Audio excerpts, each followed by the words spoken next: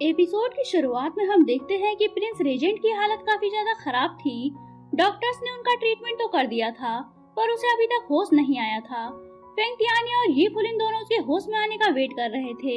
तभी वहाँ एक गार्ड आकर फेंग तियानी को बताता है कि सारे मिनिस्टर्स राज दरबार में इकट्ठा होकर उसका वेट कर रहे हैं, पर फेंग तियानी जाने को एग्री नहीं था। वो कहता है कि मैं अपने अंकल को इस हालत में छोड़कर कहीं नहीं जाऊंगा।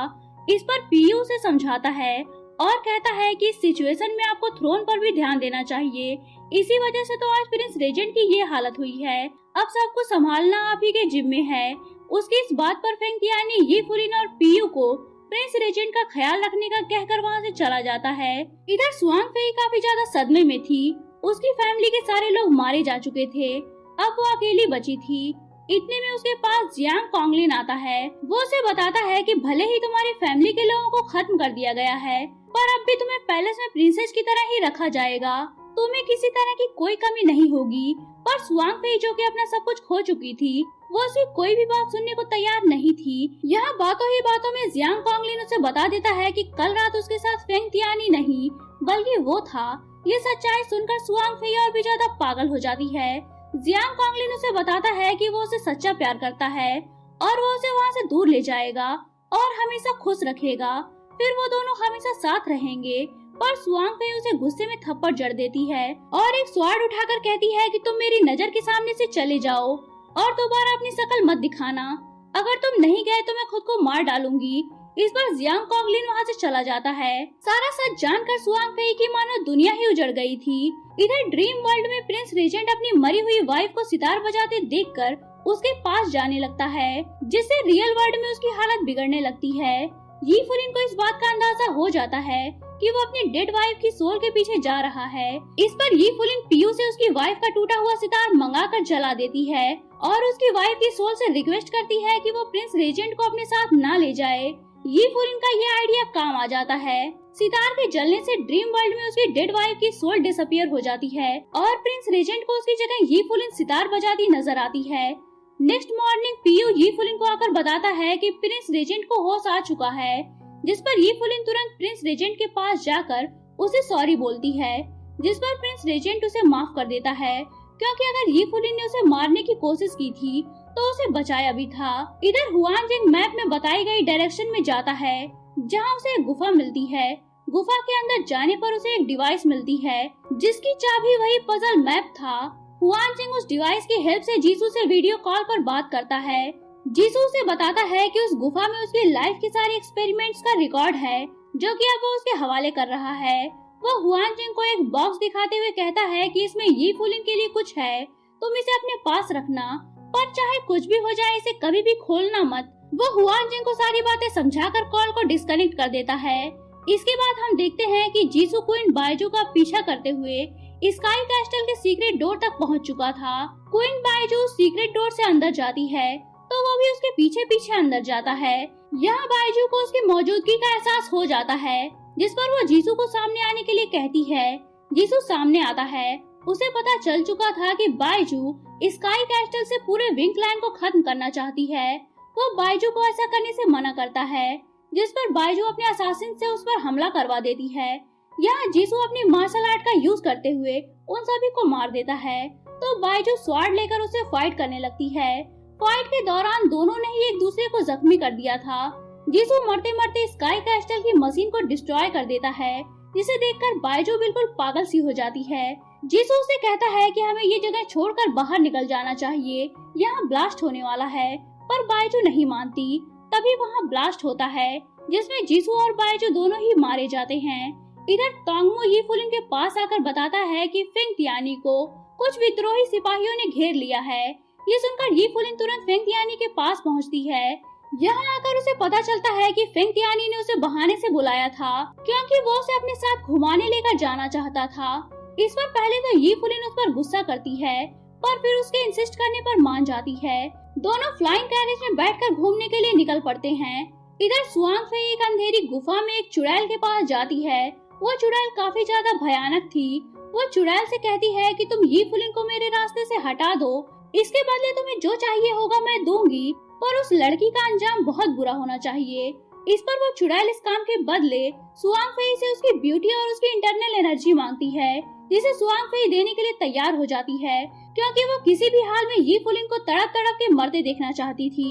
इस पर चुड़ैल अपना जादू टोना स्टार्ट करके एक कर्स स्पेल करती है, जो कि यी फुलिन के पास जाने लगता है। इधर फेंग तियानी और यी फुलिन आपस में काफी अच्छा टाइम स्पेंड कर रहे थे। फेंग तियानी यी फुलिन को एक लॉकेट पहनाता है, जिसे उसने खुद स्काई ग्रास डालकर बनाया था। वो उसे फ्लाइंग कैरेज भी उड़ाना सिखाता है।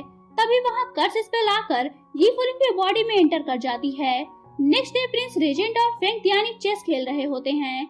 यहाँ प्रिंस रेजेंट उसे बताता है कि उसने यी फुलिन की गर्दन पर मौजूद मार्क देख लिया है, इसलिए उस रात उसने उसे मारा नहीं था। वो फेंग तियानी से पूछता है कि क्या तुम सच में यी फुलिन से प्यार करते हो या फिर तुमने उसे बस फ्लोरा ऑफ शूटिंग स्टार के मार्क की वजह से अपने पास रखा है। यहाँ फेंग तियानी उसे कोई जवाब नहीं देता। इतने में वहाँ एक सर्वेंट आकर बताता है कि मिस यी फुलिन की तबीयत काफी ज्यादा खराब है। ये सुनकर प्रिंस रेजेंट और फेंग तियानी तुरंत यी फुलिन के पास पहुँचते हैं। यहाँ पहुँचकर वो देखते हैं कि यी फुलिन बेहोश पड़ी थी। रॉयल डॉक्टर्स की टीम बताती है कि हमने इनका हर तरह से इलाज किया, पर हमें पता नहीं चल पा रहा कि इन्हें क्या हुआ है। तभी अचानक से यी फुलिन उठती है और अजीब तरह से दर्द से चिल्लाने लगती है, मानो उसकी पूरी बॉडी को कोई जंजीरों में जकड़ रहा हो। फेंग तियानी उसे संभालने की कोशिश करता है।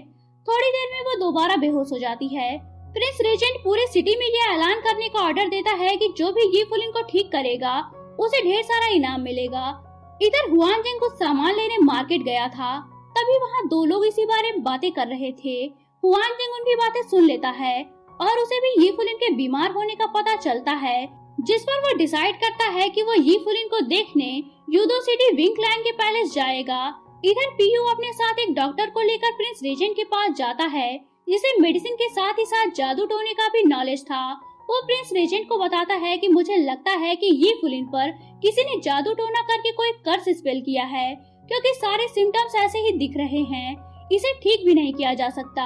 ऐसे केसेस में बस लोग तड़प तड़प कर मर जाते हैं। उसकी ये बात सुनकर प्रिंस रेजेंट का शक सुआंग फेई पर जाता है और वो समझ जाता है कि ये कर्स स्पेल यी फुलिन पर उसी ने करवाया होगा। वो पीयू से पूछता है कि सुआंग फेई कहाँ है। पीयू बताता है कि पैलेस में ही उसके रहने का इंतजाम किया गया था और वो कल से नजर नहीं आ रही। प्रिंस रेजेंट कहता है कि मुझे यकीन है कि ये उसी का काम है। इसके बाद वो उस डॉक्टर को यी फुलिन के पास भेजता है, जहाँ फेंग तियानी पहले से मौजूद था। डॉक्टर बताता है कि मेरे पास यी फुलिन को सेव करने का एक रास्ता है। फेंग तियानी गुस्से में उसे कहता है कि जल्दी बताओ। डॉक्टर उसे बताता है कि मिस यी फुलिन को किसी ने कर्स दिया है।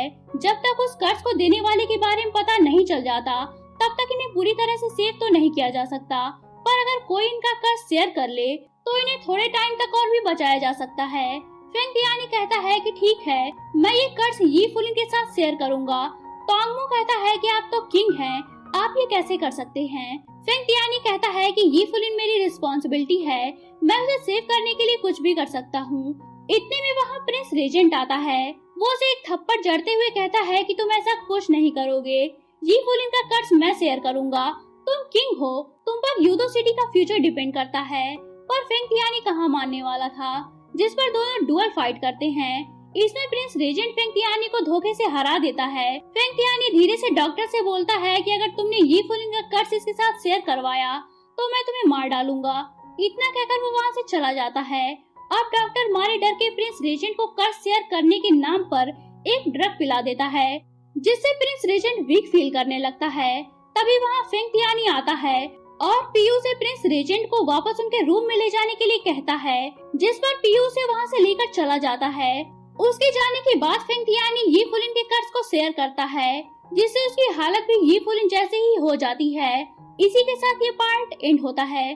तो दोस्तों, अगर आप जानना चाहते हैं कि कहानी में आगे क्या हुआ तो बने रहिए मेरे साथ। और अगर आपने अभी तक चैनल को सब्सक्राइब नहीं किया है तो चैनल को सब्सक्राइब करके बेल आइकन पर क्लिक कर लीजिए, ताकि आपको हमारे आने वाली वीडियोस की इंस्टेंट नोटिफिकेशंस मिलती रहे। तो मिलते हैं नेक्स्ट वीडियो के साथ, तब तक के लिए take care and good bye.